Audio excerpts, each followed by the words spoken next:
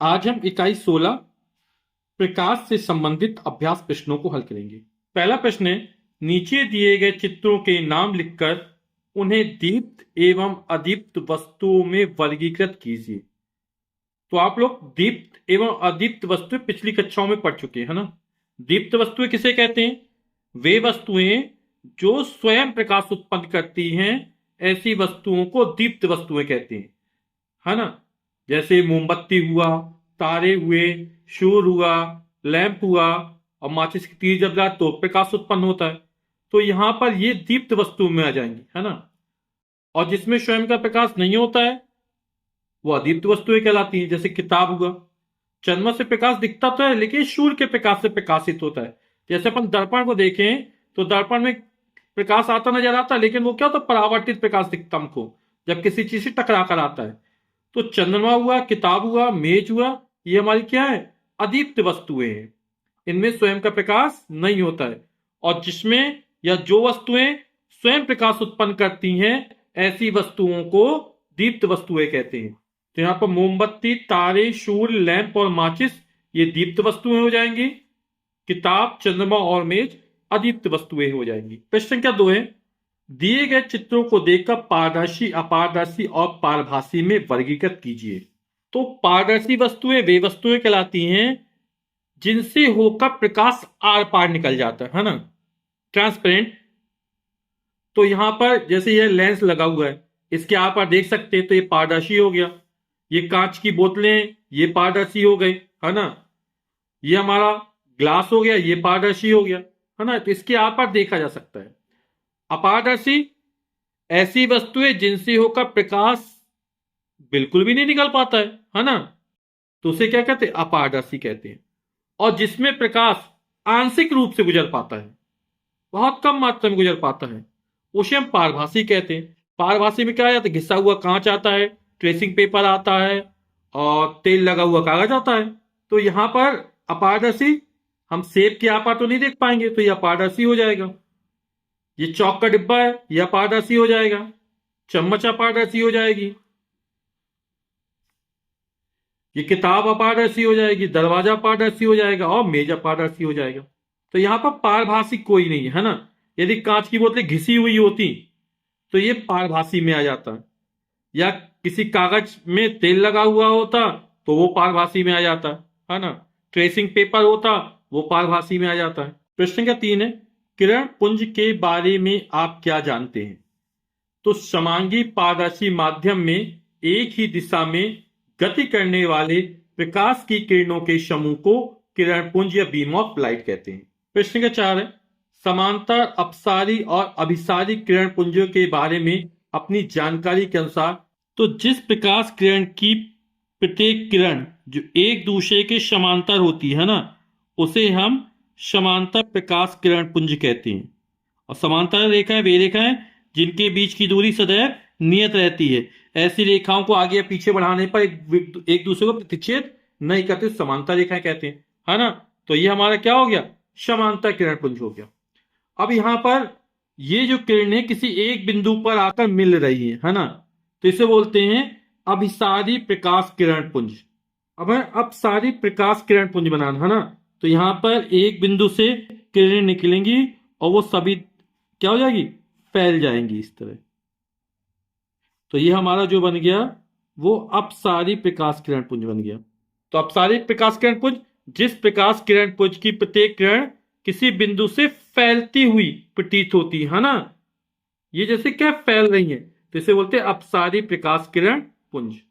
ये भी जाने, जब कोई प्रकाश की किरण किसी सतह से परावर्तित होती है तो वही कोण बनाते हुए वापस आती है जिस कोण से वह सतह से टकराती है। आप लोग परावर्तन के दो नियम जानते होंगे ना, आपतित किरण, आपतन बिंदु पर विलंब, और परावर्तित किरण, तीनों एक ही तल में स्थित होते हैं, जैसे इस कागज के तल में स्थित हो गए। और जो आपतन कोण का मान होता है वो परावर्तन कोण के बराबर होता है, angle of incidence that is equal to angle of reflection.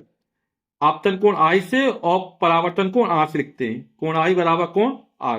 तो पांचवा प्रश्न, स्केल का प्रयोग करके निम्नलिखित किरण आरेखों को पूरा कीजिए। तो यहां पर आपतन कोण का मान 45 अंश है, तो परावर्तन कोण भी कितने अंश का होगा, 45 अंश का होगा। यहां आपतन कोण 30 अंश का है, तो परावर्तन कोण भी 30 अंश का बनेगा। यहां पर 10 अंश का है तो 10 डिग्री का बनेगा।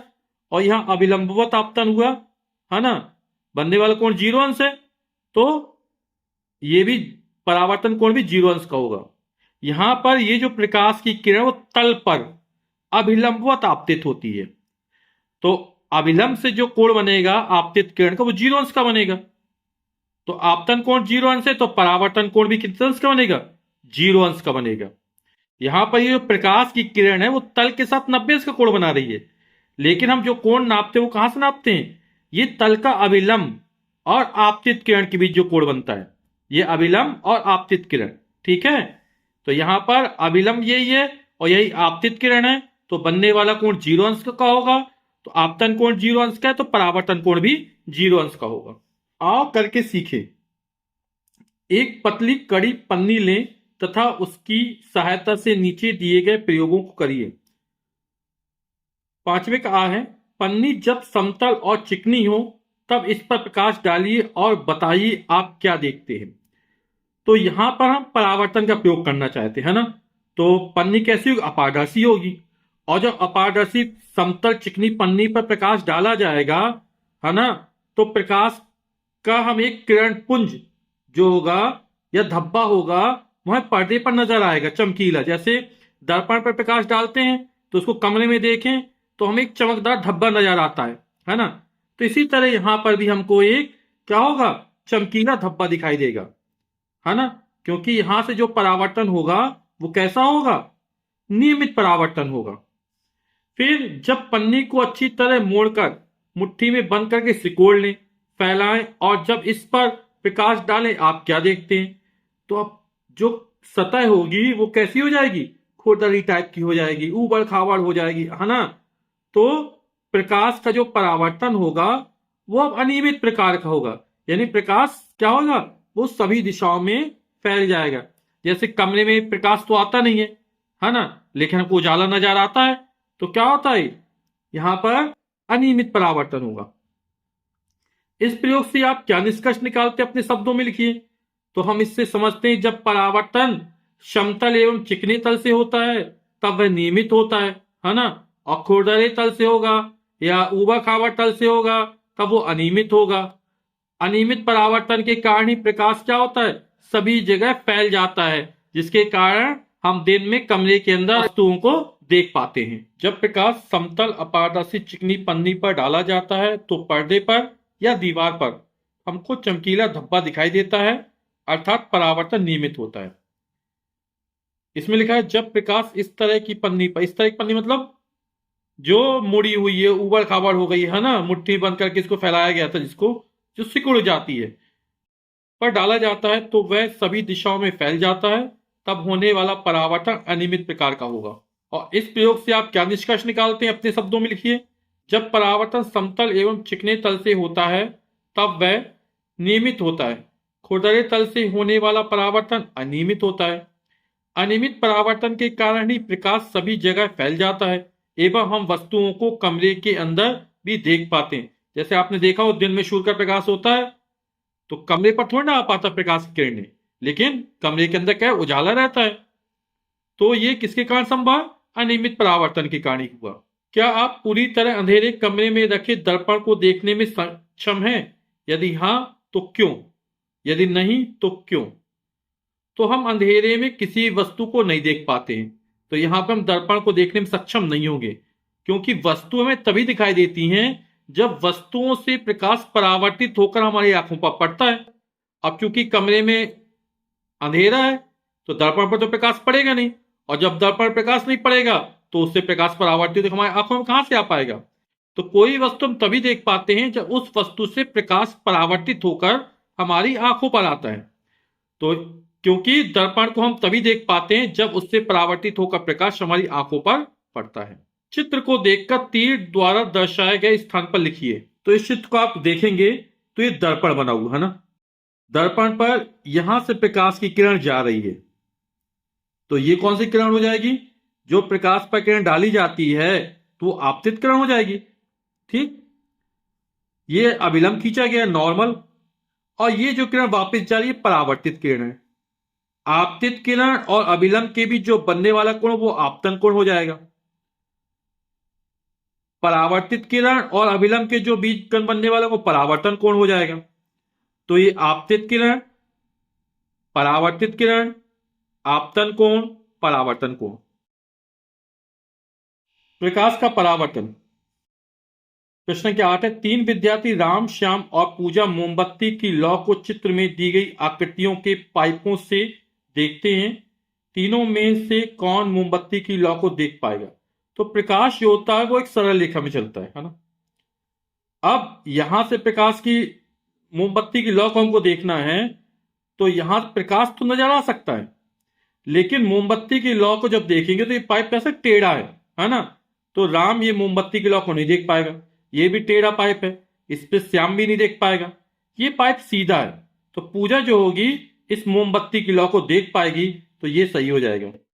आओ करके सीखे। दूसरा है ये, 2 समतल दर्पण लें, उनको एक दूसरे के समांतर रखें। तो हमने 2 समतल दर्पण ले लिए, एक ये ले लिया और यहां पर ये पॉलिश कर दी। दूसरा समतल दर्पण ये ले लिया और इस पे अपन ने पॉलिश कर दी। अब इन दोनों के मध्य एक जलती हुई मोमबत्ती या कोई भी वस्तु रखे। तो मोमबत्ती रख दो या कोई भी वस्तु रख दो, हमने मोमबत्ती मान रख दी बोल रहा है। आप इस मोमबत्ती कितने प्रतिबिंब देख पाते हो, तो आप इसको करके देखिएगा, है ना। अब ये मोमबत्ती है तो इसका प्रतिबिंब यहां भी बनेगा और यहां भी बनेगा। अब यहां पर जो प्रतिबिंब बनेगा इस वाले दर्पण के लिए वस्तु का काम करेगा, तो इसका प्रतिबिंब इस पर बनेगा, और इस पर जो प्रतिबिंब बना इसके लिए ये वस्तु काम करेगा, तो इसका प्रतिबिंब यहां पर बनेगा। इसी तरह एक प्रतिबिंब दूसरे के लिए वस्तु का काम करेगा, पर वही प्रतिबिंब इस वाले के लिए वस्तु का काम करेगा। तो यहां पर बहुत सारे प्रतिबिंब बन जाएंगे जिनको हम गिन नहीं पाएंगे, यानी कि अनंत प्रतिबिंब बनेंगे या अनगिनत प्रतिबिंब बनेंगे। तो यह अनंत या अनगिनत।